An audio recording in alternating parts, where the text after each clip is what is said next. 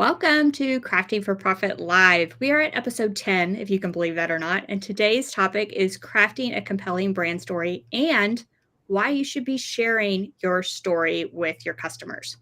So, in this episode, we're talking about why telling those stories can help you connect with customers and even make more sales. So, if you're joining us for the YouTube Live, you can ask any questions you have within the live chat, and we will grab those at the end of the episode. Now, we try to keep it on topic during the episodes. If you have off topic questions, in the description below the YouTube video, we have a form and you can fill out that. And actually, in 2 weeks, we have a Ask Me Anything type episode. So we'll probably be grabbing some questions from that form. So be sure to drop any off topic questions there. And then if you haven't already, be sure to rate and review the podcast. Like we said last week, we are bouncing between like the number one and number five craft podcast, depending on the day in the US. So this is really exciting, and your ratings and your reviews really help us with that. And then today's episode will also help us with that because we have the lovely Jennifer Maker here today. Jennifer is the founder and CEO of jennifermaker.com, and she is amazing. And I'm going to let her introduce herself. Oh, thank you. First, I'm so excited that you invited me to do this. Thank you both so much. So my name is Jennifer, and I'm a maker. I love making things. I get great joy from creating things from nothing, essentially, and working with my hands. And I also discovered that I love to teach other people to discover that same joy, too. So that's essentially what I do. And I do that through my blog and my YouTube channel and my academy. And it is awesome. And every day I'm grateful that I have this opportunity to do this. So thank you so much for being here. And I must say, you do a fabulous job at teaching people how to craft with all the craft machines, Cricut machines, lasers, everything. Like you're always an inspiration to us as well. Thank you. All right, so we're going to dive right into the questions for Jennifer here. And first question, can you tell us a little about how you got started? And did you start out with a clear idea of what you wanted your brand to be? Okay, so I got started, well, first of all, I got started in 1968 when I was born. But no, okay. It was around 2016, and I was broke, like extremely broke, like not being able to pay the mortgage, broke, worrying about having to move out of our house because I couldn't afford it. We were scrounging for grocery money. My sister one day gave me $20 for groceries, and it was like a huge deal. Like, we didn't have any money. So I knew I had to change something, and I had a choice and go get a job in corporate America, or I can try to do something on my own again, because I had a business before that basically just with the times had dwindled down because the world changes. So I like went camping, and I looked really deep inside at what is it that I really, really wanted out of life, and what did I enjoy doing? And I knew the answer that came back was, I love to share all the things I know. This is the thing that I love, the thing that gets me out of bed in the morning. So what did I do? I started a blog. So, because at the time, blogs are really, really cool. They still are, but it was like they were hot. And so I talked about everything, but the thing that like bubbled to the surface that people really resonated with was crafting and DIY projects. And I did that. But I'll be honest, it wasn't making no money in the beginning, because this is how these things work. But I had a dream, and I really, really wanted this to work. In the meantime, I was on Upwork. I was asking all my friends if they needed any work, whatever, so I could pay the bills. But on the other hand, I was working very hard to build a community, to build a brand, to build something that I could create awesomeness from. That was my goal, right? I wanted to like share these things I knew. And so it wasn't a clear path. I didn't say, I'm going to be Jennifer Maker. That name actually came about in 2017. I was Genuine Mom before that on my blog. So this is something that evolved over time. And here we are today. And it's been almost, 8 years. It's been a crazy ride. I never expected this. I only started out wanting to support my family, being able to pay the mortgage and help my daughter and all those things, all the things that we all struggle to do. And along the way, I found this awesome, magical thing called Jennifer Maker, and it's just so cool. And I just love it. Oh, but you had another question. What was the second part? Was it? It was, Oh, I think you answered it. Did you Okay. start out with a clear idea of how you wanted your brand to be? I feel like you covered that, right? Well, I kind of did. So in my previous business, which was called Passporter, it was all about travel guidebooks, and I had called it Passporter because that sounded so cool. But it was just really me and a couple other people. But everyone thought we were this big company. So when I started again, I chose a personal brand, Jennifer Maker, because I wanted people to relate to me. I'm not a big corporation. I'm never ever going to be. And I want a personal relationship with people. I don't want them to talk about the company. I want them to talk to me. So in that regard, that was really intentional. So That makes sense. So then how has your brand grown and evolved over the years? So, like I said in the beginning, it was just me. For like the first year and a half, it was just me. And then I wanted to reach more people, and I knew I had to just start video. So I started a YouTube channel, and that's when Greg, my fiance, started helping me. He helped like set up all the camera, all the tech, and kept the dogs out of the room when I had to record a video, all things like that. And forgive me, I have allergies, and I'm not crying. I swear. Sorry. Sorry. We can edit this part. I'm not You crying. made her cry already. My eyes are watering. Our air quality isn't so great here. Okay. So Greg started helping me out, and that was a huge help. And then I decided, well, one of my books became popular, the Cricket Coach Playbook, and I was getting so many emails about it, I couldn't keep up. So then I'm like, okay, I think I need to start getting some help besides just Greg and I. And I hired my first assistant, who became an operations manager, and then we built a team. So over the years, it's just started with me at my kitchen table, moving to my I took over like the family room, which I'm still in to this day. And then now we have a studio, which I'm in currently, and is growing beyond that as well. I have a team of 35 now, if you can believe that. Wonderful, awesome team members who do such an amazing job of supporting our large community, which I'm so grateful for. So it's grown a lot over the years, actually. And it wasn't like an intentional growth. I didn't say, I really want to have this company with 35 employees and, all this stuff. It was never like that. It's more like I'm going along for the ride. I don't know where this is going to end up. I think it's really cool, and I'm game for it, and we're going to keep going and discover it and have fun, hopefully, along the way.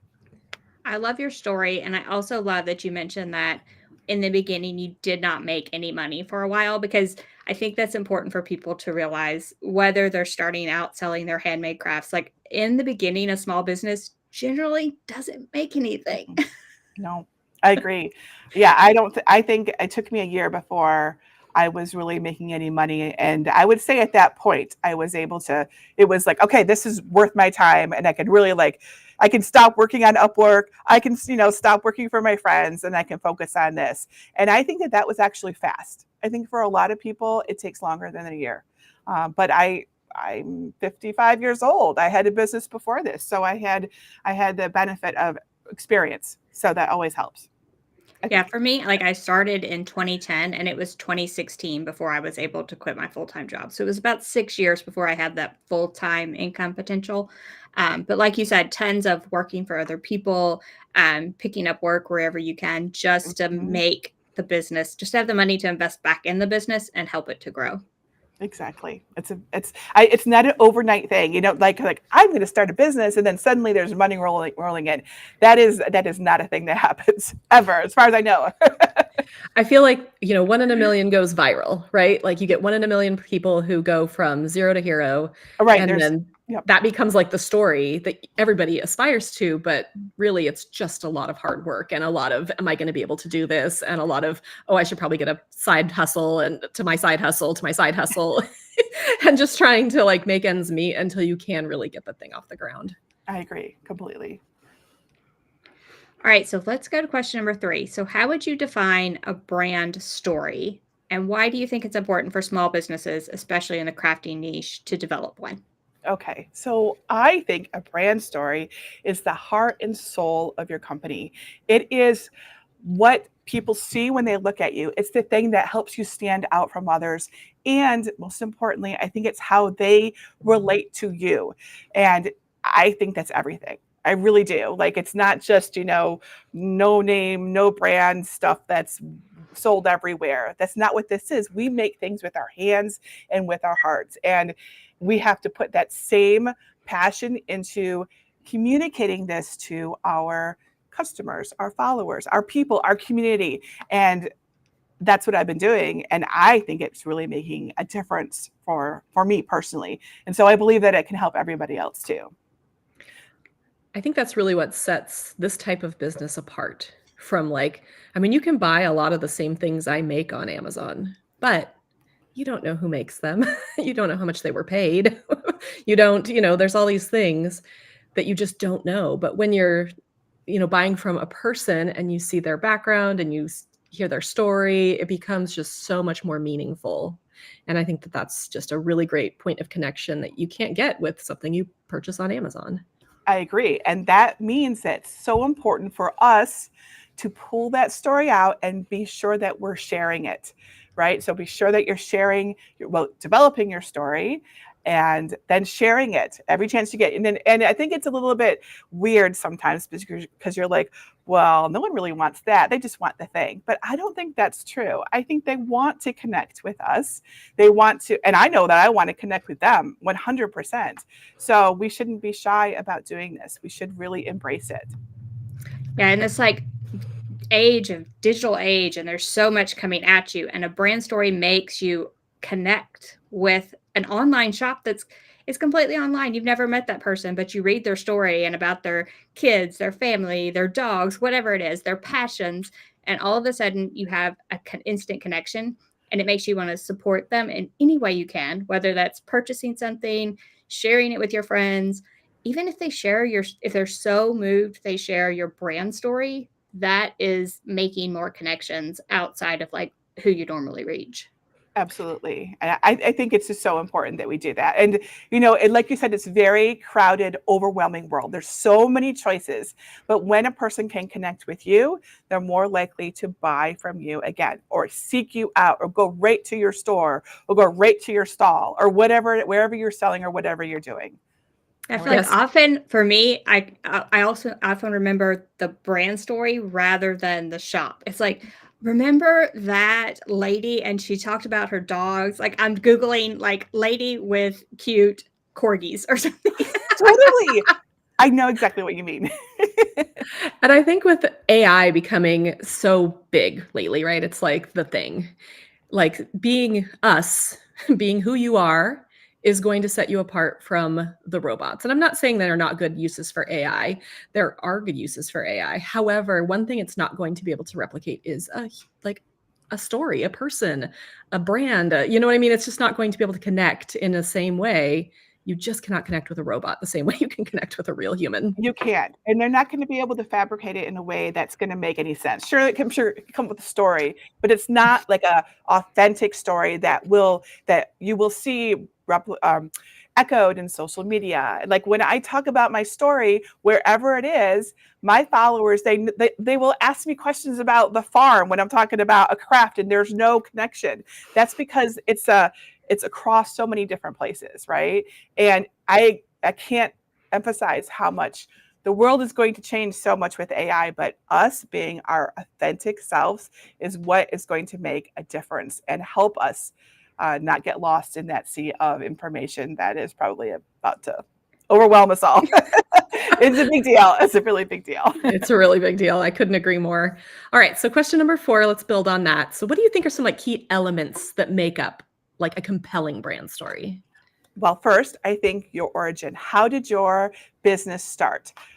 Just like, I talk about mine, we had no money and I created it to support my family. And that's not an uncommon story, but it's going to change. But sometimes it's not that. Sometimes you just wanted to share this awesome discovery, or, maybe you had goats and you just really needed something to do with your goats. There's so many different ways that your story could develop, and really sitting down and thinking about what story your origin story, like you're a superhero, really. What is it that you want people to know about you? What is the important thing to draw out about it? I also think it's really important that your passion be represented. This hopefully is something that you love to do, right? I love to do what I do. And that should be represented in your brand story. I often hear people say, that they can see my joy for crafting in my videos. And I'm always like, yes, because honestly, I'm a human being. Some days I don't have great days and I'm still recording a video on that not great day. But my story is that I love crafting because I do. And it still works. The story is still there, even on my not so great days. And that means a lot to me, right? Because I'm always talking about how much I love crafting because I do. I actually made notes too. So, because this is important. Okay. Unique selling point. I think determining what your unique selling point is and putting that into your story when you talk about things is important. For example, at Jennifer Maker, we are generous, like extremely generous. We give away tons of files that might normally be sold on Etsy. This is our thing. It is the cornerstone of our business. And I will never, ever, ever, ever give that up. So this is our unique selling point, is that we give away tons of things. And I'm really proud of it. And it really makes a difference to me and to our community that we do that and continue to do that. So have a unique selling point, whatever that might be. Could be very different from anything like that. Your values is another important thing. So determining what your core values are and how they're represented in your brand story is important because it helps you connect to your customers, right? And also it helps you attract the customers that you want, and as well as repel the customers you don't want. And this is more perhaps if you're on Etsy, even then, actually, I've sold some stuff on Etsy that I wish I hadn't sold it to that customer. I'll be honest, right? It just wasn't the right fit for what I was doing. So you want to attract the person that you like as your customer and repel the people you don't. And sharing your core values will do that. It really helps them resonate with you as a person too. Like, what is it? Do they like the same things I like? Do they care? I think Sorry. I remember we were chatting at one point, Jennifer, and you had mentioned that on Jennifer Maker, you're never going to see like a super snarky, sarcastic That's right. craft, right? Yes. Because And you want Jennifer Maker is filled with joy and kindness and all of these values that you have, and you're not going to see, embroidery with swear words or right. whatever it might be on jennifermaker.com. But that is what you're talking about. It's like you're Yes. gathering the people that you want, and somebody else is Yes. making really hilarious, snarky crafts Yes. that we all may like, on the side, but they're not going to be necessarily a part of our brand. Yes, absolutely. So the Jennifer Maker brand is wholesome. Yeah. I am wholesome. This is who I am. Sure, I, will laugh at dirty jokes, but I am actually a really wholesome person. And this is the kind of people I want to surround myself with. So that's a really intentional choice. So if you want snarky crafts, you have to go to somewhere else. And that's totally fine. There's nothing wrong with those. Those are really funny. They're just not what I do. So that's me. My wholesomeness also repels people. And I'm okay with that. You don't want to try to be everything to everyone, or you will be nothing at all. So, okay, your customer connection is important. So showing how your products solve problems is huge. So, and I know we're talking about crafts and like, how would that solve a problem? But the truth is they really can make a difference. So for example, someone who really wants to give a heartfelt gift to someone, but is so busy they can't make it themselves, they can buy it from you, and it can solve the problem for both the giver and the receiver feels loved. This is a real problem that can be solved with a handmade craft. Another one is, and these sound like not a big deal, but these can be real problems for people. So you might want to have trendy home decor and you just don't have the ability to make it, or maybe even, whatever. Some of those things are really expensive, but if you can buy it from someone who can make it for you, then you get it. And the people come to your home are like, wow, they're cool. They're with it. And you solve that person's problem. So that's a really important thing that I am always talking about at Jennifer Maker. Are we really making a difference for people and what they need? And then the last one is having a future vision. So that means sharing the story of where you want to go, right? So I have a story about where I want to go, and I share often with my followers. And I think that's important because you can bring people with you and they can be on the adventure with you. And then you are all winning when it happens. And I think it's important. So those are my 6 tips, I think it was. I love that you're all winning when you see those things come true. I don't know. I love that so much. So I just want to tell you, your values inspired Corey and I so much. When we were at Wallapalooza, you did like a presentation on your values, and we actually talked about it in one of the podcast episodes. I don't remember which one it was, and how much it inspired us to like take that into our own businesses. And we talked about like people doing that for themselves, like doing those values and making sure to stick by them.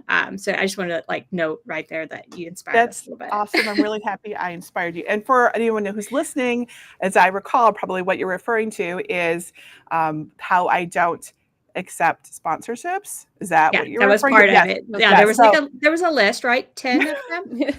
Was there? I don't remember that. I remember that one in particular is how I won't accept like free stuff, and I always pay for all my things. And it's really important because that establishes trust.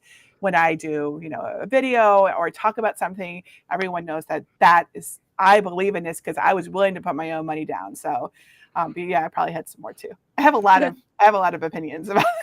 I feel like that's almost part of your brand story is your trustworthiness, and that leads to your trustworthiness. So that's almost a part of the message you communicate as well. Yeah, I do. I do talk about that. I wouldn't say I talk about it a lot, but I think that if you were to ask my viewers and my readers, a lot of them probably would know that I won't like accept any money for anything. And I will make people charge me like this awesome dream box behind me. I love, and they're so awesome. They're always trying to say, would you like our new dream box? And I'm like, I would, because I love the dream box, but you must send me an invoice. So sometimes it's not convenient because I'm like a square peg in a round hole, but it matters a lot to me personally.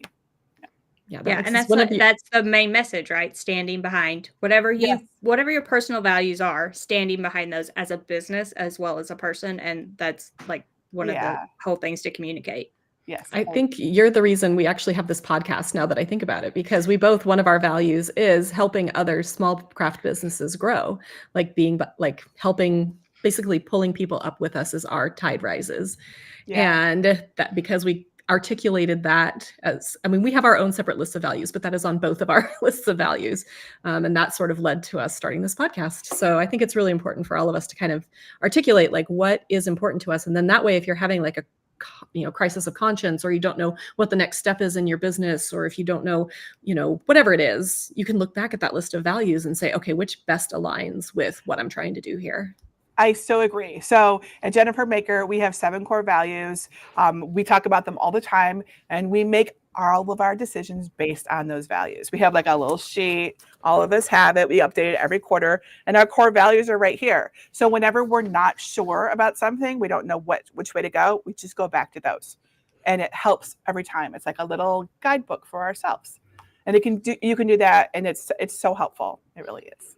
Yeah. Even if your business is teeny tiny. That's right. Having those values from the beginning so that you have a North Star that you are always following is so much better than getting caught up and being like, I guess I just have to do TikTok dances now. Well, if that's not part of your core values and it's not getting you where you want to be in your business, what is the point? Right. I actually established my core values before I ever had a team. So I know that sometimes people who know I have a big team, they might think I'm some big company, but really this is my passion, and I now have people along with me for the ride. So I highly recommend sitting down and listing out your values so you really know what they are. Yeah, that's a good point. Like your brand story, your values, all of these things, develop them when you start. And as you grow, your team can use those to make sure that they align with you. Like you can almost use them throughout the entire journey. Absolutely. All right, so we have our little commercial break. We're about halfway through our questions for Jennifer. And this one is a brand story workbook from Angie. So Angie, you want to tell us about your workbook? Sure. So I made this workbook a couple years ago, I guess. And then I thought it fits perfectly within this episode. So we're going to talk about it. So it's a workbook to help you develop a brand story. So if you're listening to this and you're like, I do not know where to start, That's what this workbook does. It helps you brainstorm all of those things that were on Jennifer's list in the workbook. Helps you brainstorm all those things for your own brand, for your own business, and write them down and then condense it. Because a brand story, all those things Jennifer talked about, a brand story could be 30 minutes long. And that's not going to fit on your website. And maybe no one would read that. So hopefully helps you condense it down into something that is for a website, and then condense it down even further, almost like a little pitch. Like if you had 60 seconds to pitch someone, beginning of your video, end of your video, helps you condense it down to that as well. So I bought it this morning so I could look at it, and it's awesome, everybody. You should totally get it. It was a great price too. Angie was so awesome and she refunded me, and I told her she didn't have to do that because it was really cool. So I highly recommend that workbook if you're trying to like work through what it is, because saying that you need a brand story seems a little bit vague, and this is like directed and will guide you to create one. So yeah, I was like, Jennifer, you bought it. I would have sent it to you for free. You know how it works. How it works. All right, so I did reduce it to $4.97 just for the podcast. So it's $4.97, and it's link.craftingcamps.com/brand, and that's link.craftingcamps.com/brand. And if you are on YouTube, I did put a QR code up in the corner. If you scan that, it adds the coupon code and everything for you. So it's very easy. And if you want a workbook to work through all the things we're going to talk about this hour, I would recommend that. I have a little side hustle I'm working on, so I'm gonna use it because I think that side hustle, it's inspiring me. It needs a little brand story to go along with it. And that's like totally a teaser for some future crafting for some future crafting for profit stuff. That was my little teaser that you guys are going to get to learn about my side hustle at some point. So stay tuned, future episodes. All right, let's get back to the questions. Jennifer, what strategies have you used to build a loyal community around your brand? Because we all know you have a loyal community. So what are some strategies for us? All right, so there are 3 things that I have chosen to do that I feel have made a difference. One I mentioned already is that we're generous. 2, we are comprehensive.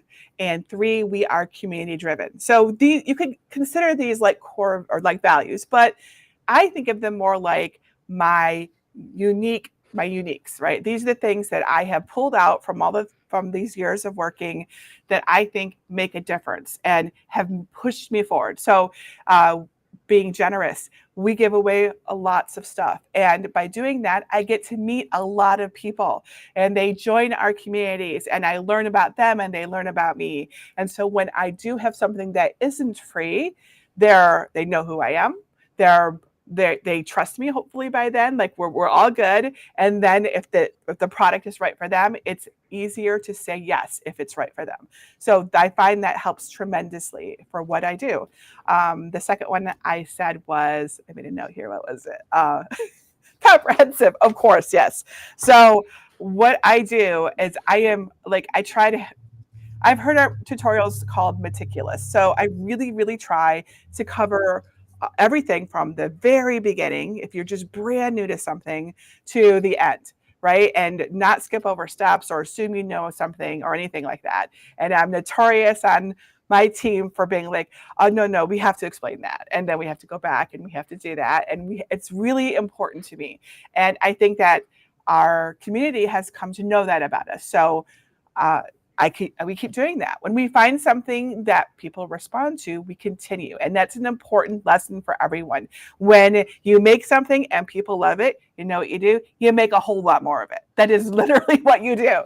And then our third thing that I have found that makes a difference is being community driven. And I recommend this for really almost every business, because when you are community driven, that means you're listening to what your customers want, what they are seeking, what problems they have, and what solutions you can offer them. You will never run out of ideas as a result. You will always be there for them to give them what they want and help them level up, whatever that is, whether it's like something cute to put on their wall, or if it's something, that card that's going to be given to someone and make a difference in their life. So those are my 3 particular ones. You're welcome to use them if they want. They work. They totally work. So those are mine. Those are my strategies.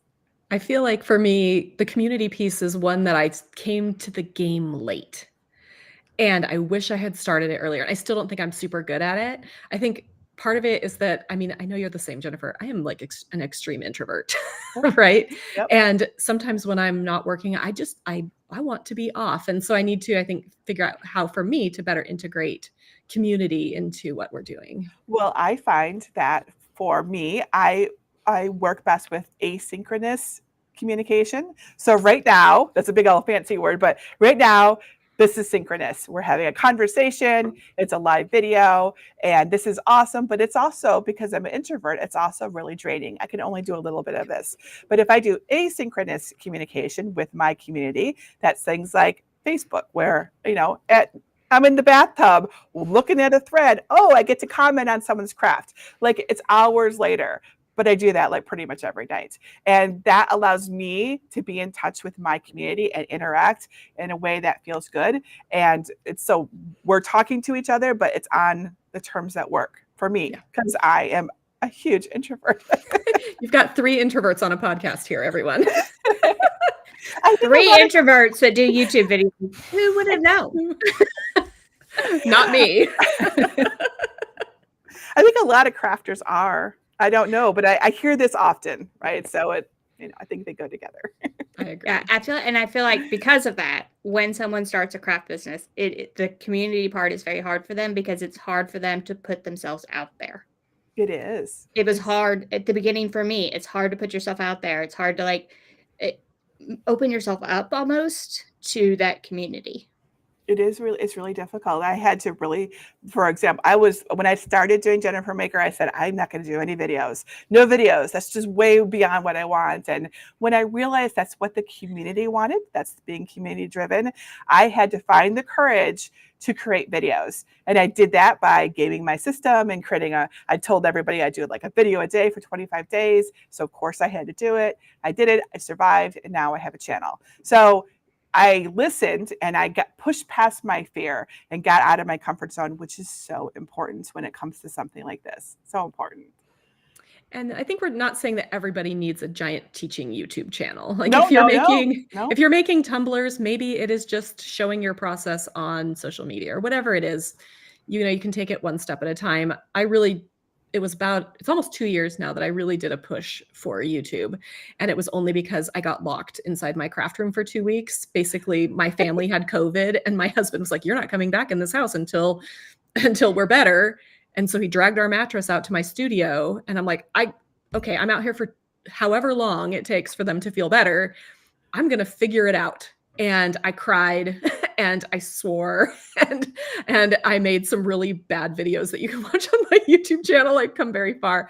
But I think at some point you just get to this like breaking point in your business where whatever your audience is desiring, whether it's video, whether it's something completely different, you get to that breaking point and you're just like, and you've been fighting it for so long that you just go, fine, I'm going to figure it out. Yeah, and figuring it out is important, and figuring out in terms that work for you, because I think almost all of these things are possible if you figure out what your boundaries are and then create it to work with that, right? So almost everything is possible, even if you're a shy introvert like we are. It's possible. Well, we're talking about brand stories. Sharing your brand story can be a scary experience in the beginning. You're just starting out. You're an introvert. You're making crafts in your home. And you're like, I have to tell people why I'm making this. That's very scary to people. So just know that we understand. It is very scary. But putting yourself out there is going to make you stand apart from all those other Etsy shops that are making probably very similar things to you. Yeah. I think Angie and I too, 2 weeks ago, the episode on running a small business with a chronic illness, that is now sort of part of both of our brand story. The fact that we both have things that get in the way of all the crafting we want to do. And I was telling Jennifer before we hopped on here that like, I have the worst brain fog this week. I'm almost afraid to go back and listen to this episode and hear the words coming out of my mouth for fear that going to be a bunch of garbage. No. You're doing awesome. This is a wonderful podcast.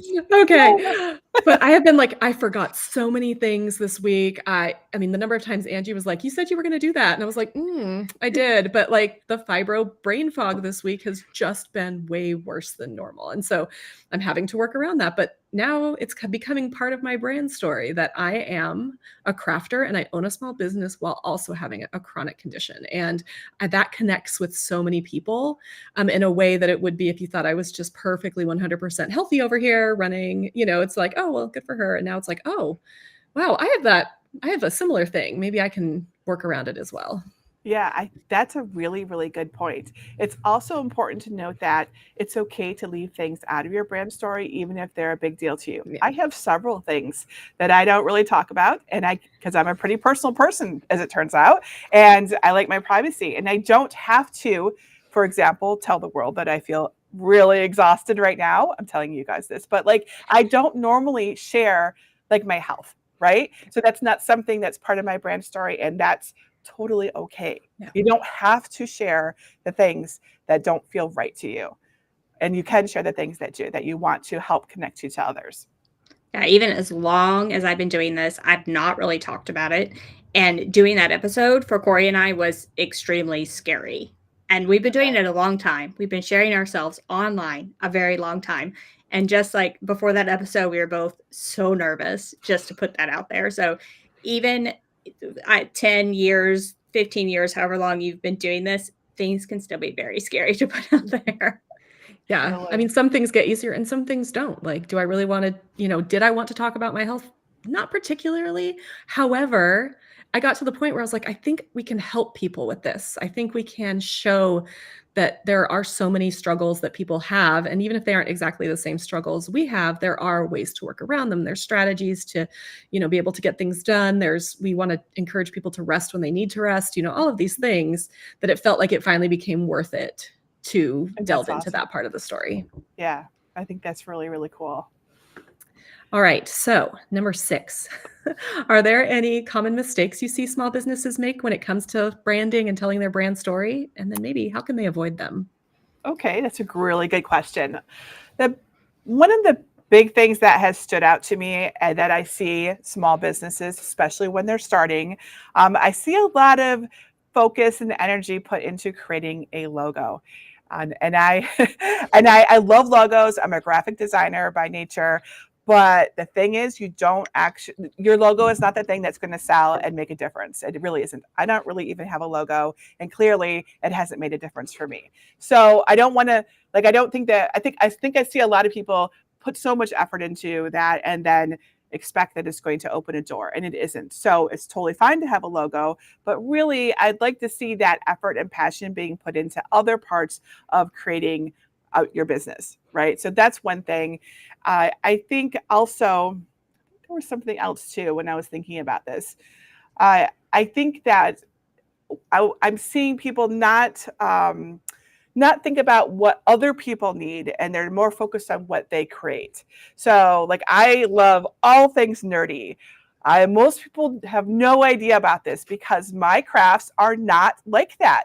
My crafts are created for my community, not for me. I make things for me that are different, right? So if your community loves nerdy things, then that's perfect, right? That's totally perfect. But you need to figure out what the people in your community want and create things for them, in my opinion. I think that's always been my philosophy about this when it comes to business. When you're making something for yourself, that's different. You get to make whatever you want and let your freak flag fly then. I love that because I feel like the community has driven at least my content over the years. For a long time, I was making a lot of crafts, which I still do. But now I find myself, people are like, hey, can you review this machine? Can you tell me how to do this particular task on this machine? Can you show me how to use this material? And these things are driving my content a lot more than let's make this together. I mean, I would love to probably craft a little bit more. And that is another reason for the super secret side project that we'll talk about later. But I feel like the audience is like, hey, I really need a review of this. And I haven't seen anybody in especially in our sort of female space. So for example, if maybe I get a new laser, there's probably 10 videos that men have made about this laser, these kind of tech bros, right? And they're probably really good videos, but maybe you want somebody like me or Angie or Jennifer to tell you about it.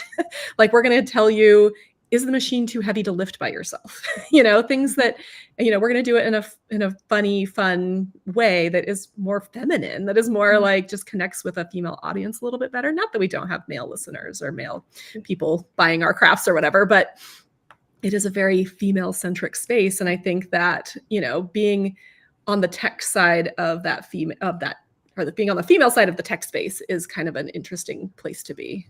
It is, absolutely. And that's you being community driven, which is so important for success. So really looking at what people want and less about what you want, I think is important when you're thinking about starting a business or improving the business you have. Yeah, we talked a lot this last episode 9, the marketing tips episode. We talked a lot about finding your ideal customer. And I think that goes into that. So each of us, I'm sure Jennifer has an ideal customer that she has in her head every time, but each of us develops that ideal customer.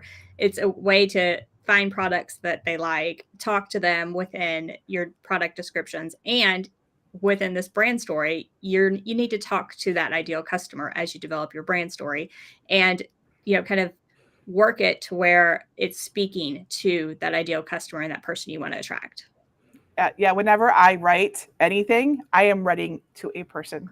Her name is Jessica. She lives in Texas. But I write to a person, not to everybody, because that's like very overwhelming and impersonal. So that's a big deal. Absolutely. I'm writing to Carol in Florida. So, Florida. Do you have a name for your avatar, Angie? I do. I often use Carol because Corey and I talk so much. I have just started using Carol as we talk. I feel like you two have told me about that, Carol. Yes, yeah, I remember now. Originally, really, as I was thinking about it, it was almost my mom. So she was in the age range that I wanted to speak to, and she was about at. I looked at for what we do, like how tech savvy my person was, and it was like my mom kind of fit all the bills. Yeah. So starting out, I talked to my mom basically. That's really good advice to do. Like picking a person like that you can relate to in the beginning. Yeah, and that way you can totally ask them questions. Yeah, if you pick someone that's close like that. That's right.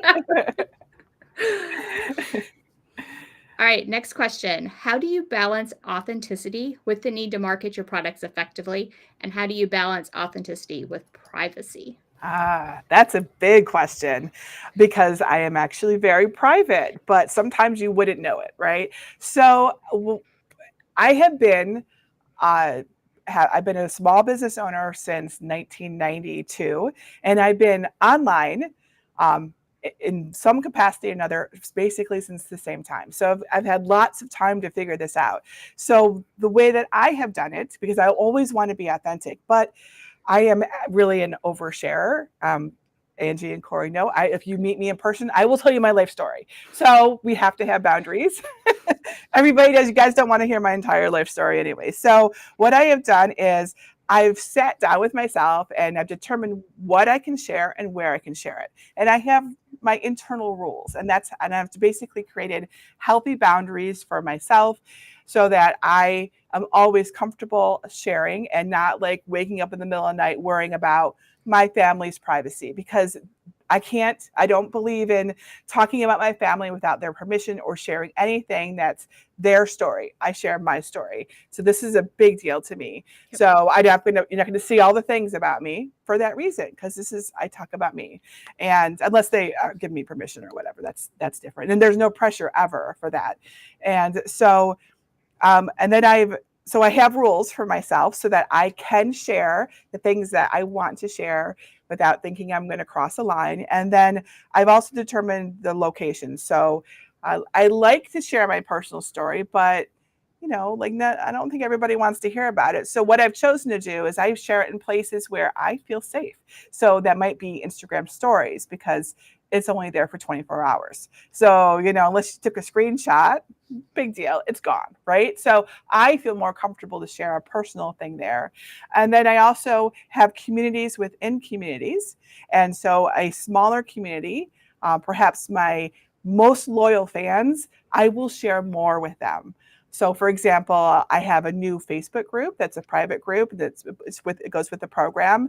There's fewer people in it, and these are people that are really interested in me, and I share more about my life there because it feels to me like a safer place. So this is how I have managed to do it and still get to be myself and still get to share, but not overshare and have nightmares or whatever.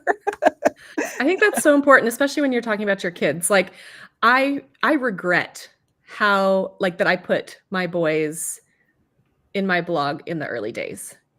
And I wish I had used pseudonyms.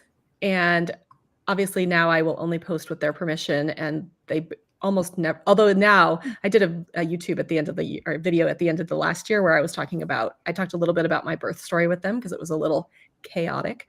And they came on the YouTube video at the end, and they were like, "We want to, Mom." And I was like, "All right." That's And you know awesome. what I did? I started them a trust fund. I don't even know what the right word is. I started them an account, and anytime they do any work for me, I pay them now, because I don't ever want them. The last thing I want is for my kids to ever think I was taking advantage of just how cute they are, because they are They seriously are cute. adorable. You have the They're cutest so cute, kids. right? But I don't ever want them to grow up and be like, "Oh, my mom just wanted me for content." I don't ever want them to feel that way. So I think if you have kids and you're thinking about using your kids, like maybe you make kids clothing, or maybe you make toys, or whatever it is, really think about the boundaries that you want to have around what you share about your family. If you are using other people's kids, get model releases, those sorts of things, because the last thing you want to do is just profit off your kid without their consent. And I think that's just something really important to kind of keep in mind as you're telling your brand story, even if your brand story does involve your family. I agree. And your kids grow up. So my daughter is almost 20. And so I also talked about my daughter in the early days of my blog. And I also regret that. But also, she was a kid and I was a mom, it just made sense. But now I'm like, maybe I shouldn't have done that, right? Maybe that's not what she wants. And that's important to remember. There's not just your boundaries and your privacy, but others as well. So but it is still important, I think, to share and connect. So you find what you do feel comfortable sharing and connecting, and where you want to do it, and then you do it there. And then you just have fun with that. And then you keep your boundaries, right? Yep. Just again, with your vision and your values and all of these other things, write them down so that you're constantly reminded, oh, I never said I would use my kid's real name online. We're using a pseudonym or whatever it is, just so that you remember your boundaries. Yeah. Really the part with the kids was the hardest thing, and just take it. All three of us probably regret it. But I'll just a little levity to the situation. Once my kids got old enough, they charged me a modeling fee. So awesome. Perfect. Good for them. Right? I'm going to pay that. Yeah, I was like, sold. Yeah, no problem. Yeah. All right. So I don't know if I've seen a ton of questions, but you guys, if you have any questions for Jennifer or me or Angie, go ahead and leave those in the comments now. If you're live here on the YouTube video, we'll answer those in a few minutes. But we are going to get to our last question here. We just wanted to give you a reminder that we will be answering questions. So if you have any, go ahead and leave them. All right. So question number 8, this is our final question. So how do you stay innovative and keeping sort of your brand story fresh and relevant? Because I feel like I can tell people over and over again that I have fibromyalgia, and after a while that might get a little stale. So how do you kind of keep it fresh and relevant? And then where do you see it kind of going in the next few years? Okay, that's a really good question. So again, I let the community drive me and what I do. So I don't really have to worry that much about being fresh and innovative when my community and the broader community at large is always saying, hey, we need help with this. So by staying on top of what's going on in the world and watching what my community is making or struggling with, I am always I have so many ideas, I literally cannot keep up with them.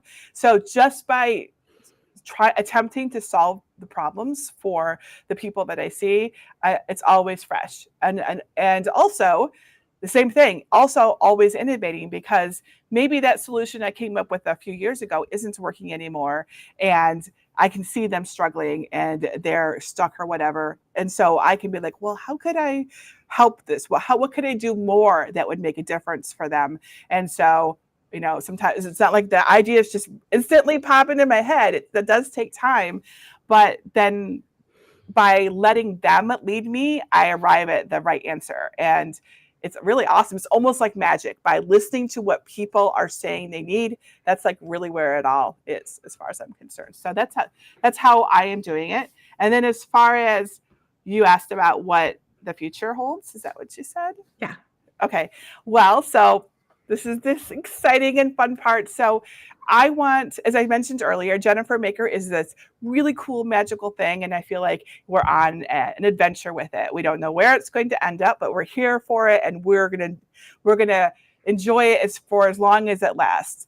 So we want to reach more people, because I love making more things. It's not just Cricut crafts, and not just laser crafts, and not just sublimation crafts, but really lots and lots of things. So we decided that we need more space to do that, because right now we have the studio and we have our house, but the camera looks down at our surface or at us, and that's kind of it. There's not a lot of space. So we bought almost 100 acres in the town right next to us, and we are building an amazingly awesome studio on it. It's almost 10,000 square feet, and it's surrounded by farmland, and we're going to have the opportunity to make so many more things. So not just crafts, but also bigger DIY projects, like, that shed in the backyard, or gardening, or homesteading. And I'm really excited about that, because that also keeps things fresh and innovative for us. We can literally never run out of ideas with something like that. And of course, we're going to keep crafting and making things like that, because we love those things. But it's really fun to grow too. And that is the thing, the thread that goes through everything I do, the brand story of everything, is that I think that you can go from nothing to something magical with hard work and heart. And everything about my business, about our farm, about our videos, about our tutorials is that everything is possible if you try hard, you're patient, and you put your heart and soul into it. And I'm really excited, because I don't know where that will lead. We were just there this morning looking at the progress. There's like, the framers are there, and the people putting on the bricks are there, and there's all this activity, and we're standing there, just Greg and I, looking at it, and it's just like a marvel. It's so big and so amazing, and we are always like pinching ourselves that this is possible, that this is something that we can do. It's amazing, and we don't know exactly where it will lead or what door it will open or anything. It's a little bit scary. It's actually a lot scary, but if we're like living in our comfort zone all the time, we're never going to be able to discover these new things that we could do. So it's really cool, and I'm really grateful.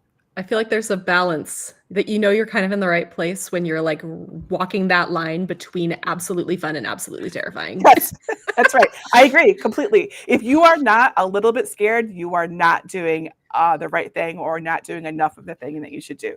Always just a little bit. It's a little bit out of your comfort zone. Yeah. And that's hard as an introvert, right? There's like, as somebody who likes safety, it's like maybe it's just a tiny toe out of that bubble, but just start somewhere to get to that next level. Because if you just stay in your comfort zone, guess what? You're going to stay in your comfort zone. I have this.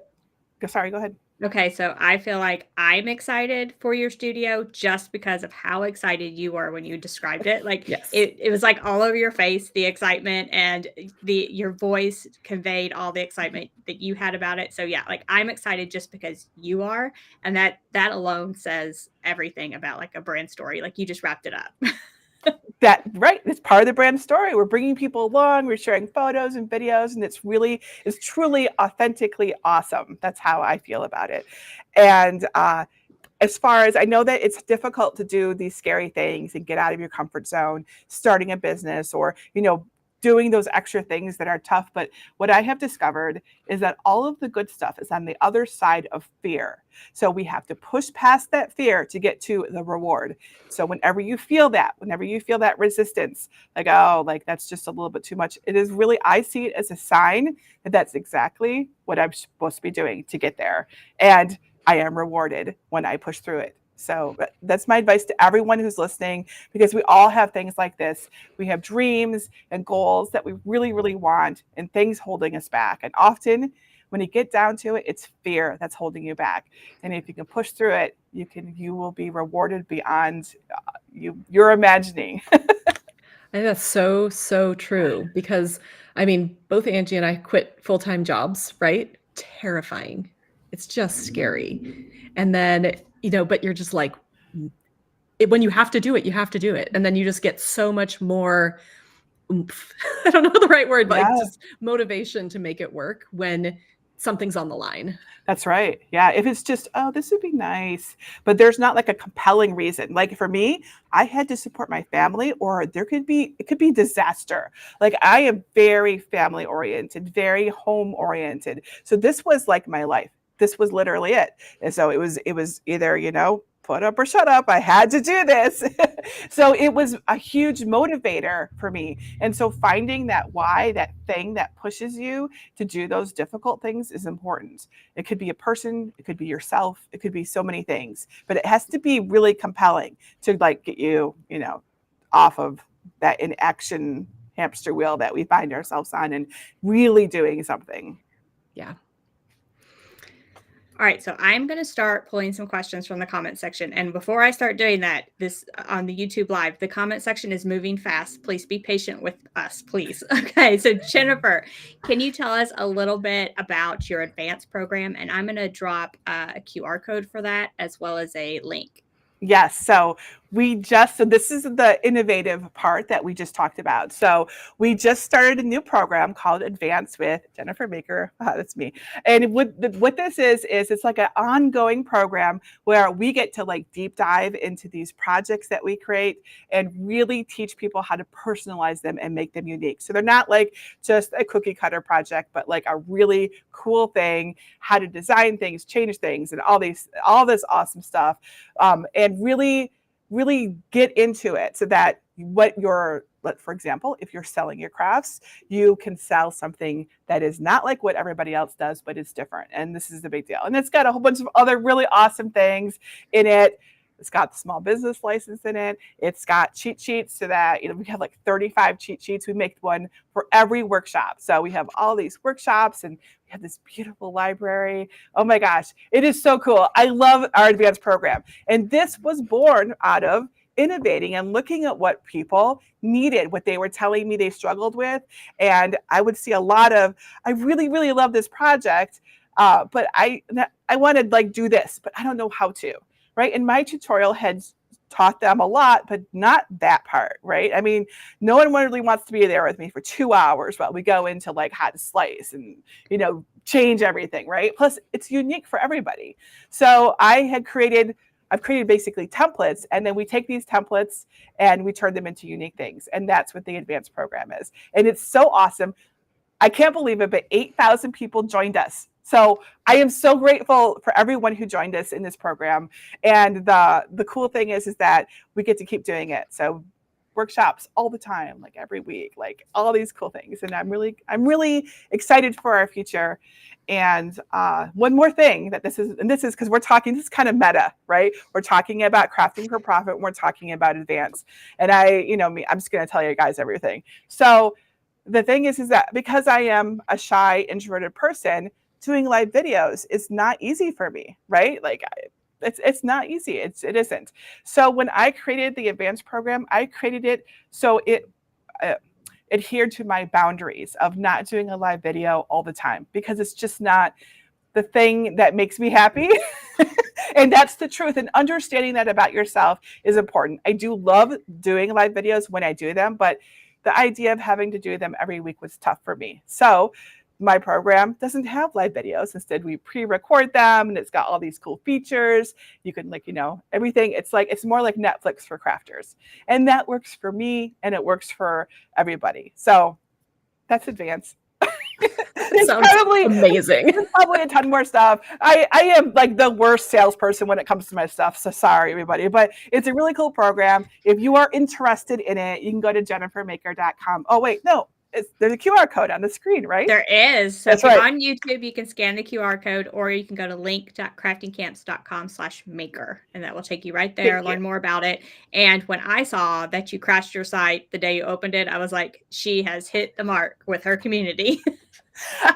I couldn't believe it. I told our developers, like, there's a lot of people here. They're gonna want this. Like, that sounds like super egotistical, but I know I'm listening to everybody, and yeah, it like crashed, but we got back up. Everything's good now. We have lots of bandwidth now because I don't think that they understood the passion of crafty ladies. I just don't think they got it. I think they're like, oh, she's just talking about crafts. No big deal. No.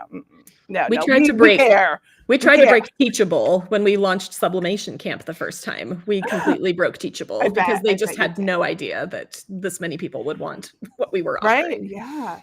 What we do is a big deal, guys. You guys are doing such a good job. It is so cool that you have this podcast, your channels, your books.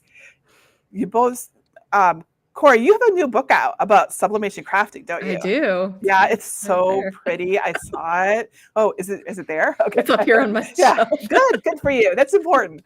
And Angie, you have like the best videos. Like, I'm sorry, Corey, you have awesome books, but Angie's videos are. I'm sorry, videos are better. Your videos are awesome.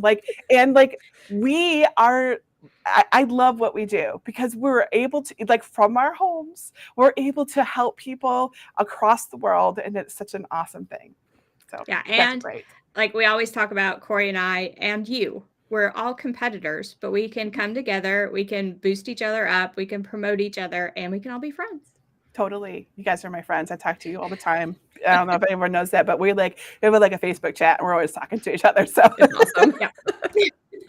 Yeah, that's important. I think, you don't have to, you can work together and cooperate, and a rising tide lifts all boats. It really does.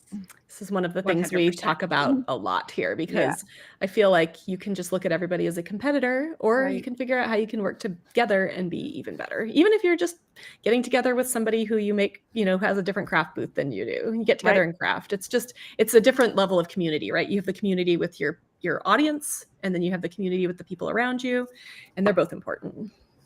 I agree completely. Okay, do we want to pull a few questions? Sure. We had several questions kind of around this. So this one is it really realistic to start a crafting business while still working another job? There was another one about like, when did you decide to take the leap? So a lot of things around like starting and like basically being nervous to start. So. Oh, Jennifer, you're muted all of a sudden. Corey, you want to answer? Yes. Oh, yeah. You good? Okay, I'll go ahead and answer. She needs to replace her battery. So Corey and I will answer for a minute. Okay. Yes, I think it is realistic. And yes, I think it is obviously much harder. You have to find your margins. And it's a balance between being able to find the time to work on your business and not burning yourself out.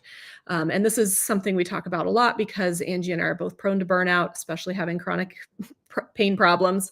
But you have to figure out what is the most essential. So one of my favorite business books is called Essentialism. Is that what it's called? That's what it's called, right? I think so. All of a sudden my brain is like, is that correct? Essentialism. It's by Greg McKeown, I think is his name. And he just basically takes you down from like, you have all of these ideas and all these things you need to get done. And he helps you work on what is the essential thing you need to get done. And I think that book might be really good for somebody who's starting to try and start a business during while they have another business or while they have a full-time job.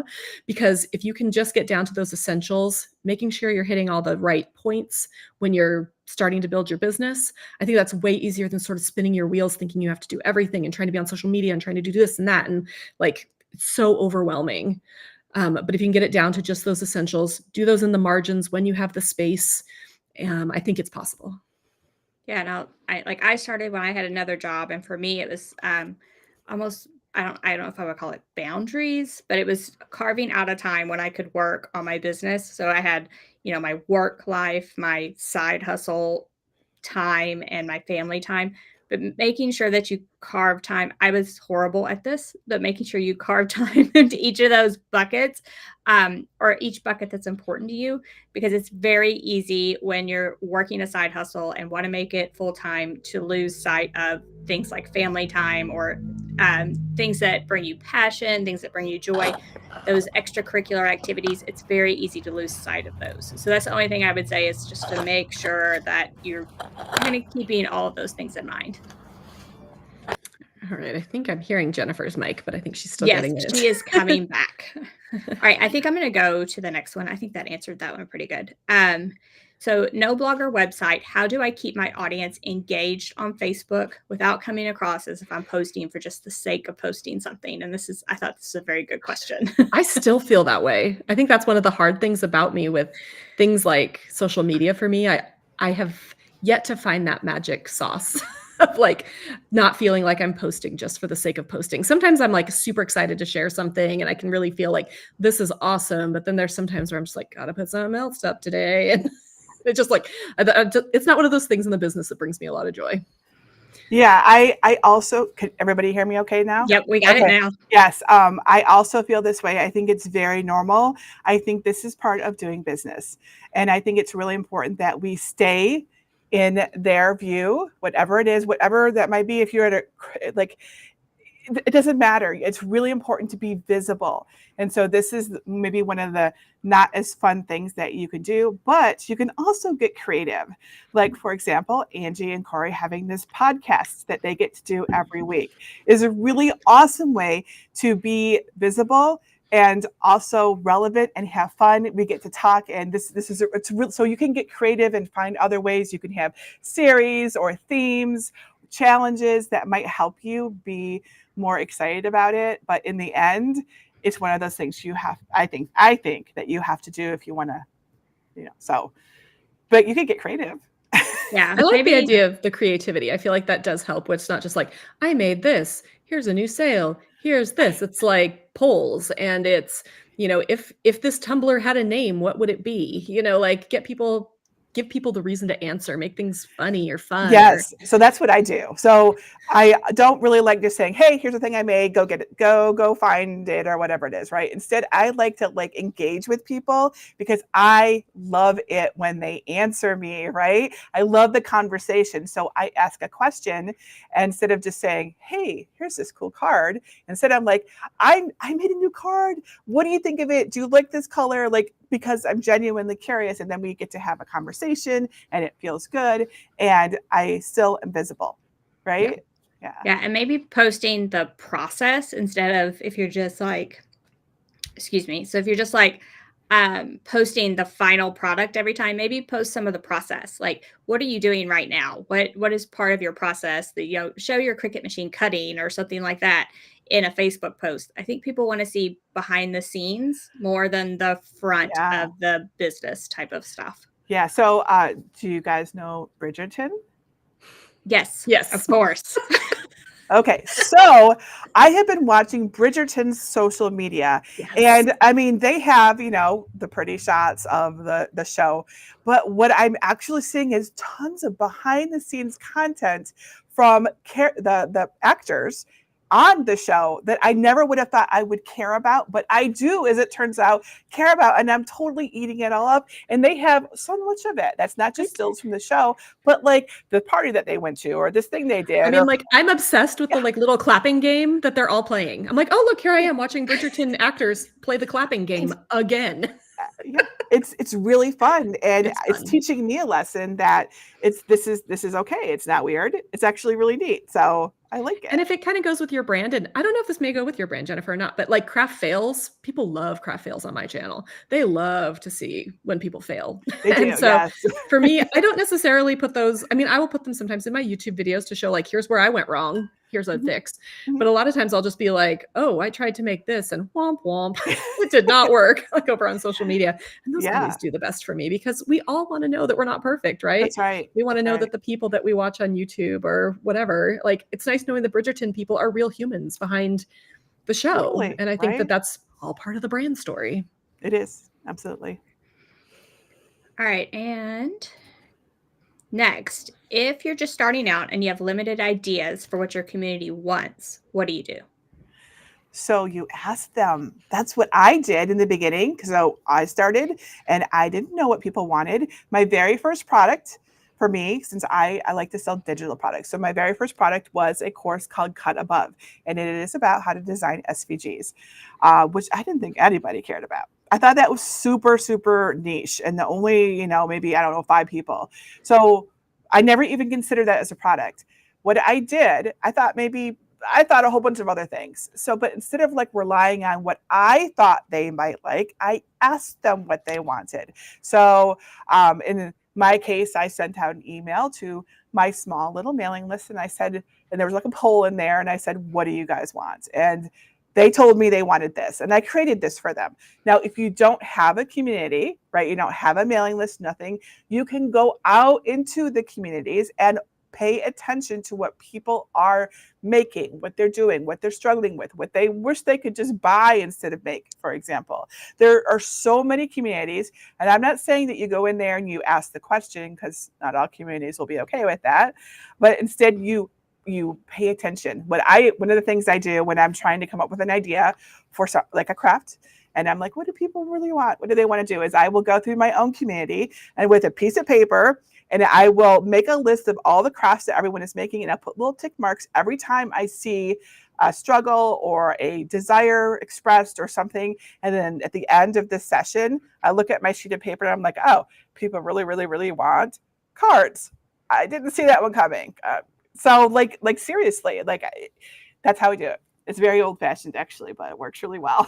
I think even just like if you have Facebook friends, hey, crafty friends, I have these 3 tumblers. Which is your favorite? Yeah. Something like that, like just to see what might, or maybe we have a neighborhood entrepreneur group, right? And you can ask questions like that in that group, like, hey, for the upcoming craft fair, I'm thinking about adding this to my product lineup. Do you think this is a good idea? Do you have feedback? Be open to that constructive criticism, because people can be kind of keyboard warriors behind the scenes. So if somebody's a little snappy, just be like, okay, it's okay, it's okay. fine. Yeah. But it's valuable feedback. yes, it's feedback. And if it's not valuable feedback, then you toss it. That's true. Yep. If you have that ideal customer in mind, find that person in your life. Like I said, when I started out, I felt like my mom was similar to my ideal customer, and you can interview them. Like, right. what are you looking for? What would you like to buy from a craft booth? Like different things like that. So I feel like if you're just starting out, like have 0 to start with, that's a good place to start. Yeah. Yeah. All right, this is a good one. For each of you, what is your favorite part of having your business, and what keeps you excited and inspired to keep on keeping on? Jennifer, you want to start? Okay. Yes, I will start. My absolute favorite thing about what I do is getting to witness people actually make something that I taught them how to make, and then they take a picture of it and they share it. It is the thing that keeps me going. It's the thing that I look for every night. And I have like a ritual at the end of the night. I go now look for photos in my Facebook groups. And it is like my reward at the end of the day, because it brings me so much happiness to think that, this thing that I did can be translated to the other side of the country or the other side of the world. And sometimes within hours. I'm always astounded by this. And so it makes me feel like I'm making a difference in someone's life. And that is a big deal. We all want to feel fulfilled and think that we matter. And this is the thing that makes me feel like it's all worth it. Yeah, mine's really similar. I love when I can get somebody past a roadblock. Like, it is absolutely my favorite thing when somebody finds a video of mine and they're like, oh my gosh, I have Googled this for months and I could not figure it out. And your video finally helped me do whatever I have a video on ICC profiles for sublimation printers, and it is the most dry video I think I've ever made, but people have a huge struggle with this particular problem. So I get a lot of comments like, oh my gosh, you finally helped me figure this out. And for me, that's one of the things. And then the other thing that I just really like to make stuff. Like, I just love to craft. I love to see what all of these crafting machines can do. I love to test things out. I love to try new things. I love to unbox stuff and get it working and figure it all out and figure out what I love. And I don't know, it just like brings me a lot of joy to actually get my hands dirty with all this stuff, because I worked in marketing before and I enjoyed working in marketing, but like I was antsy. I wanted to move, I wanted to make, I wanted to create. And I love that part of this job. It's awesome. So my favorite part of my brand story is that I have a degree in engineering. However, I love to be creative. I also love to craft. So I kind of like use left and right sides of my brain within my business.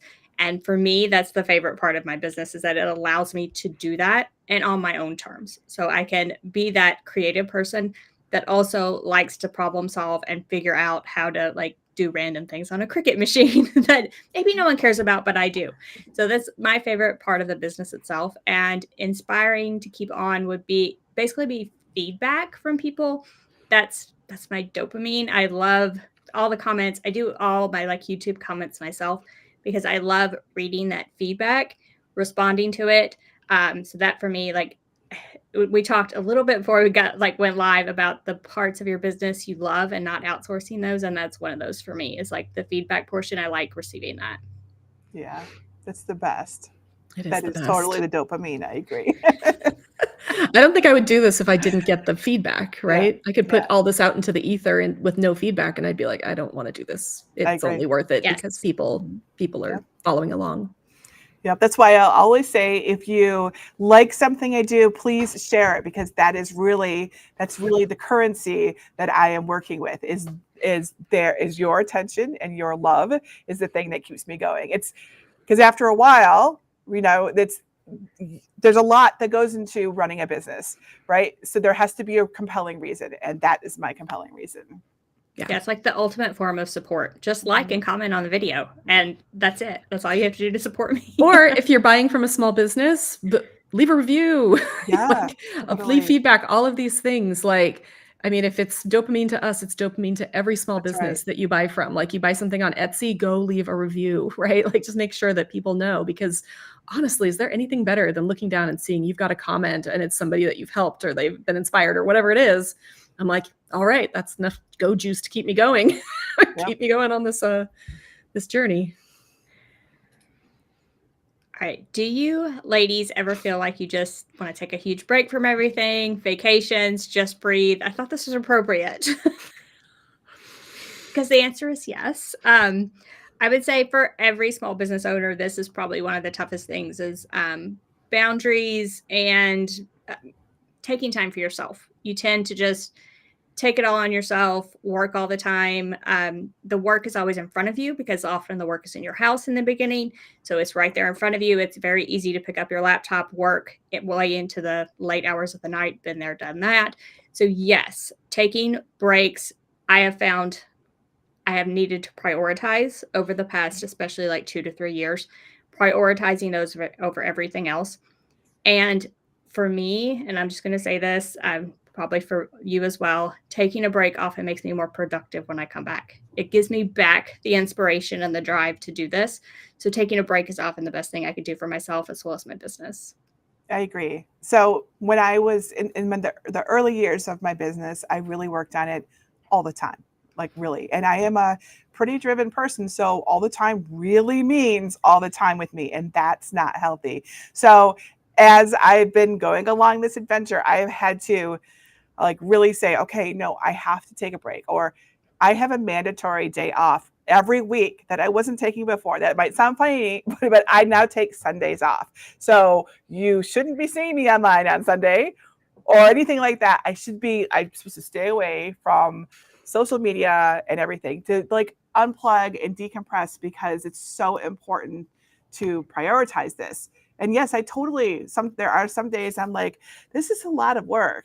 Like, is this still what I want to do? I will be honest about that. And so far, I've always said yes, but sometimes there's but I think I need a little break, So like this weekend, we're going to a gaming convention, because I told you I'm a big nerd. So we're going to the Origins Gaming Convention. We're going to be gone for 2 days, and I'm really looking forward to it. And it will be like I will be away from work, and it's awesome. And I am prioritizing that. And that's how I managed to do this. Yeah, I took a vacation. It was in 2021. We took a vacation to Yellowstone with my family, and I decided I wasn't going to work for 12 days, which to me was just an unreal amount of time to not work. And I did have an employee at that point, so that made it helpful because I could have somebody, relying on. I checked in once just to make sure, but it took a lot of planning and a lot of, like the stress leading up to it was more than normal. But I do feel like now, I think one of the things you do the farther you get along in your business, and I think both Angie and Jennifer would agree, is you start to be able to work ahead. Now, are you going to be ahead on everything? No, but am I going to have content that I can put out? At this point, yes. Am I going to have new products? Yes, because they're all road mapped out in my business. I'm not, when I first started, it was, what am I going to do today? What's most pressing? And now it's like, okay, I can breathe because I've worked to get a little bit ahead. Yeah, that's a big deal. So we have recorded videos that we will put out in December already. So we have our whole year mapped out, but it took time to get to that point. Yeah. That's not something that you just instantly have. It's taken years. So, but yeah, it's good to work towards that. Absolutely. I'm now videoing for August, which I feel like, it's not that much, but I'm like, all right, we got this. It's not Jennifer Maker ahead yet, but we're getting there. We're getting there, Jennifer.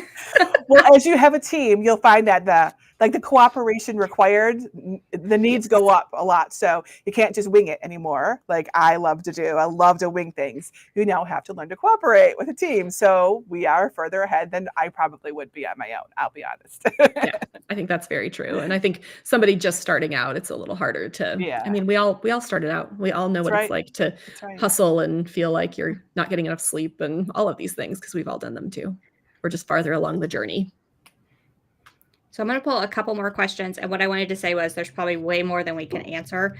If you have questions for Corey and I, in the description below the YouTube video, we have a link to a form and you can always ask us questions there. And we do like periodic episodes. But I have a couple more that I think are pretty relevant.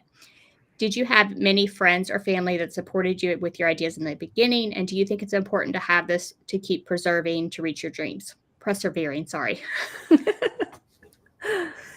I don't think everybody has this. So I do not want to say that it's important to do. No, I have done, when I first started this, it was kind of in secret. I kind of did it on the side without like, I put out the blog and everyone in the online world, not everyone, sorry, let me back that up. The few people that came to my blog in the beginning knew, but like I was pretty quiet about it. I didn't really talk about it a lot. And so I didn't also, as a result, have that support. I definitely did have support, but I don't think you have to have it because sometimes our ideas, they're not necessarily things that other people will understand. Sometimes our dreams are unusual. It's outside of what is normal or typical, and you might not have that support, but you can still do it even if you don't have it. And the cool thing is that as you gain confidence in what you do, you can then bring people into it on your own terms, and you might find that you do have the support after all. I do, however, have amazing support. Greg is like everything to me, so yeah. I think I've done both. So I do have a very strong support system in that my husband is like, yeah, let's do this. However, we moved from California to Washington in 2020, 0 stars. And we moved up here knowing basically no one. And at that point, my husband quit his full-time job so that like, hey, let's make stuff would be the thing. And we decided to homeschool our kids. And it was a pandemic year. And that year we had no outside help. I had one employee and it was really difficult, even with the most supportive spouse, just not having a community around me, not having all of my friends were in California or online, right? Like not having people near me to celebrate. I do feel like that first year was particularly difficult. After that, my parents moved here And things got immeasurably easier because I had another set of people to watch my kids. And that is such a privilege that I do not know a lot of people or I know that a lot of people do not have that. And I didn't have it for that year. And it was really difficult, even with a husband who wasn't working, who was mostly doing all the kids stuff. And he's a fantastic dad, and he does all their homeschooling and everything.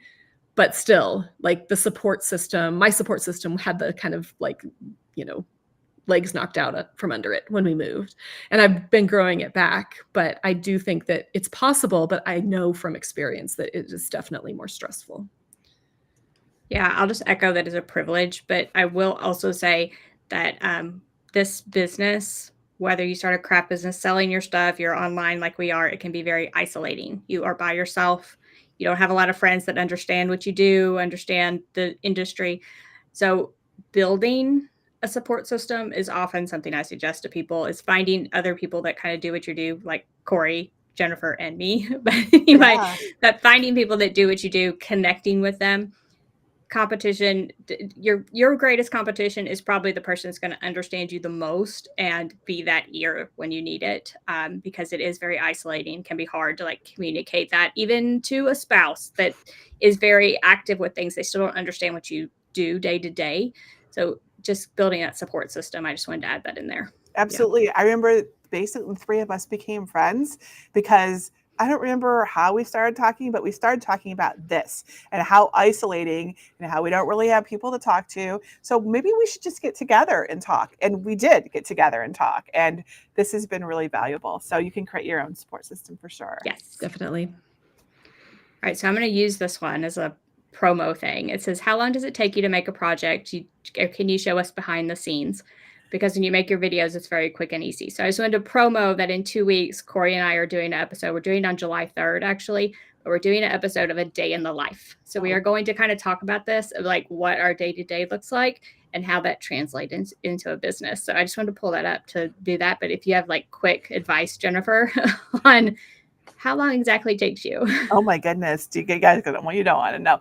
Okay, I have a question about what you're doing. Is it like, are you gonna spend all day and you're gonna be on video and showing stuff? Like, I'm really curious about this thing you're gonna do. Tell us about it. So I think we're just gonna do it like podcast style, and we're just gonna talk about a day in the life. And we're gonna do it like now, a day in the life, as well as when we started out, because those are two very different things, right? Yeah, they're totally different things. Yeah, very different from what I do now to what I did then. Yes. So, so the question is, how long does it take a new project? So for us at Jennifer Maker, and there's different, there's Jennifer and there's Jennifer Maker. So there are different things. But if you like look at the videos that we create for Jennifer Maker, those projects they can be as long as, gosh, we've had some that started over a year ago where we're researching and really finding the safe ways to make something or discarding techniques that didn't work. And others, maybe a month.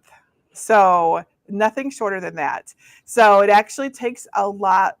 And what I discovered in learning to be a teacher is that the easier you make it, on screen or in a book or whatever, the harder it is behind the scenes, right? So so if you see something that looks easy, it's probably a lot of effort behind the scenes to get there. So, but what I've discovered is that if I show all of my struggles along the way, first of all, we're talking like hours. We're talking like side trips and weird stuff. And while it's funny to like see all of the failures and mistakes, it also is not helpful when you're a beginner because it's confusing and distracting and you really just need to focus on how to make something. So I don't usually. I might do a video where I talk about all of my mistakes and things that mess ups and stuff. But generally, my tutorials are a lot of work behind the scenes to get them clear and easy to follow. So I have a much shorter process, and I know my process is different than Angie's. So I'll go through mine really quickly. So I don't have a huge team. I've got 3 people, and 2 of them are all of them are part-time. So I'm aspiring. I am manifesting a slightly more Jennifer Makery team.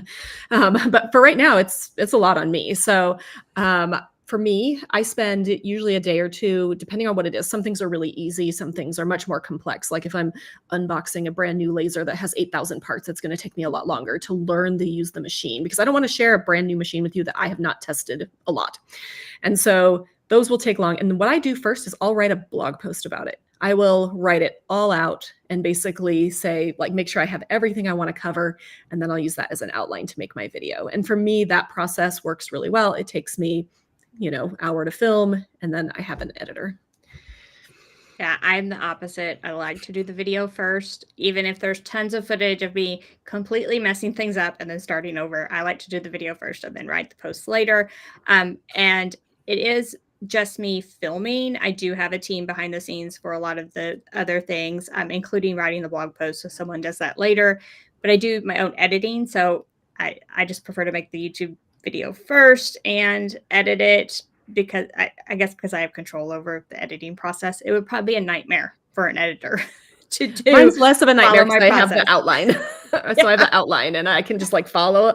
If you guys watch me now on my YouTube videos, and then if you bring up the blog post, you're like, goodness, Corey, I did not need to watch you. This is a sneak peek, because it's all in the blog post. Or if you're in the blog post, you can just watch the video. They're the same thing. But I will say at some point, I discovered like there's videos I know that are easy for me to shoot, and there are videos I know that are very, very complicated. And those two have a completely different process in my mind. So the easy videos get one type of process, and the more complicated videos get another. And I block out time. Like I have a schedule. I like scheduling. I like blocking my time out. And I block out a lot more time for a more complicated video. So it really depends on the video, on the topic. But you don't know that watching my YouTube channel, but sometimes it's stacked with easy videos because Angie needs time off. So I stack my schedule with easy videos. I can do all those, get ahead, take a time period off, come back, do some more complicated videos.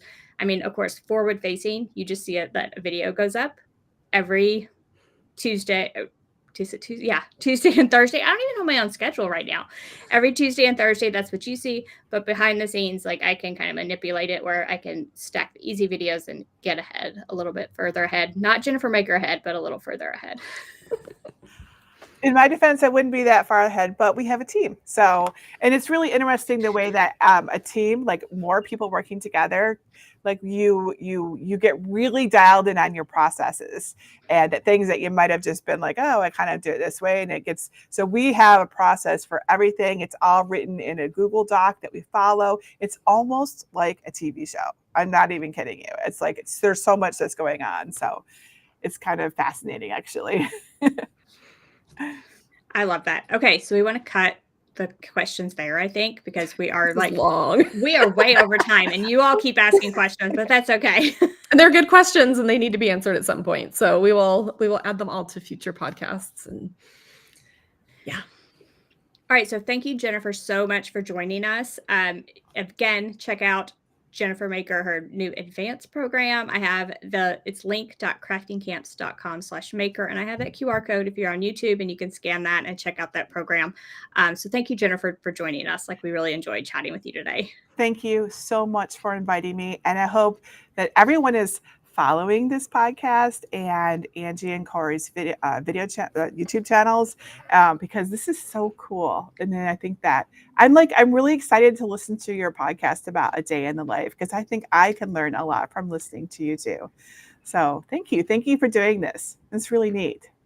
It has been very fun. And for those of you, we know we have a lot of new people watching today who have come from Jennifer Maker's channel. So the way this works is we are doing this part of it live, where we're chatting, we're talking, we're answering questions from the chat. After this, we're going to download the audio from the podcast. We're going to, or from the video, and we're going to turn it into a podcast. And that will come out on our podcast called Crafting for Profit Live. You can download that on any podcast network that you have. You can also go to craftingforprofitlive.com. We have a lot of information there about the podcast. So if you want to learn more, see some of our older episodes. This is episode number 10, and they're every other week. So we've been doing this now for 20 weeks, which is just insane to me because it feels like we just started it. But we're really getting into the groove, and we've had some really good episodes. Like we said, we had that episode on chronic illness. We did an episode with Crystal Summers on craft fair tips and tricks. We did one on SEO. So if you just are really wanting to use SEO in your online shop. We did that with Holly Homer. She's an expert. So we have a lot of really good content already, even though we're only 10 episodes in to the podcast. But again, if you loved this, please go review it, rate it, like the YouTube video, do all the things. We talked about this dopamine. This is all dopamine. Just give it to us. We want it all. You can be number one crafting podcast and you can stay there. Yes, all right now we're bouncing, and you guys can help us stay there by liking the podcast. Let's get this podcast to number one. Just number one all the time. That's what we want. That's kind of and I think listening to a podcast is a great thing to do when you're crafting. So Absolutely. This is like, you can just listen to older podcasts or new ones while you're making things, or you get if you have a favorite episode that's motivational, you can listen to that over and over again, because you don't have to look at it. You can just listen to it as you're making your thing. So if you were to get some of my raw footage, there's podcasts or audiobooks in the background of my raw footage every single time. All the time. Yep.